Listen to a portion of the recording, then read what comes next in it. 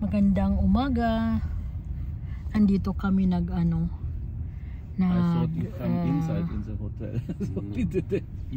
kami ng car ng mailang days kasi hindi namin kabisado dito. Tapos gamitin na lang namin yung yung navigator. Ayan, pupunta muna kami sa opisina para magbayad. Pinick up lang kami dito sa hotel namin na tinutuluyan. At punta daw kami doon sa opisina. So tingnan natin kung saan kami makarating ngayon. Tapos na kaming kumain, so nag-almusal. At maganda ngayon yung panahon, pero nag-jacket ako kasi kahapon naglakad kami sa buhangin.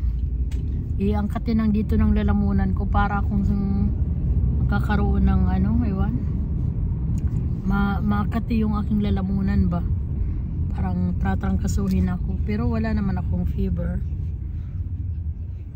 So mayroon na kaming susi ng sasakyan kinuha namin na. Kaya lang maraming mga dito ang tawag na, maraming nagpa-practice lobby here sa auto na. So yan, kunin natin. Nagpa-practice sa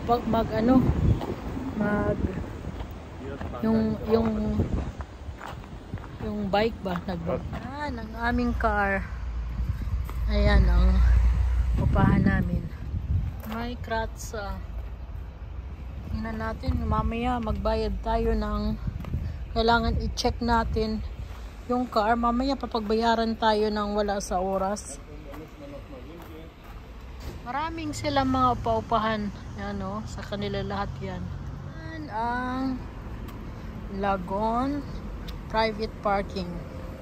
Iba car, rent a car. So punta tayo doon sa, kailangan sabihin doon sa may-ari dahil may gas-gas. Yeah. Pumunta tayo sa butike kasi inom kami ng gamot. Maraming mga nagpaka-bike dahil may bukas. Nag-training sila ngayon. Ano bang tawag doon? Yung pabilisan. So, yan po yung aming yung Fiat car. Yung pinupahan namin. So, bumili kami para sa ubo muna tayo ng tubig. Sarap ng ice, kaya lang bawal. Is the green one?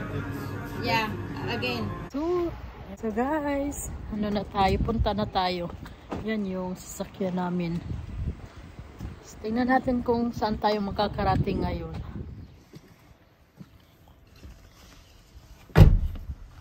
So kailangan natin gumamit ng navigator. Hier, glaube ich, kann man hier oben, Schatzi. Nee. Die für die Hände, oder?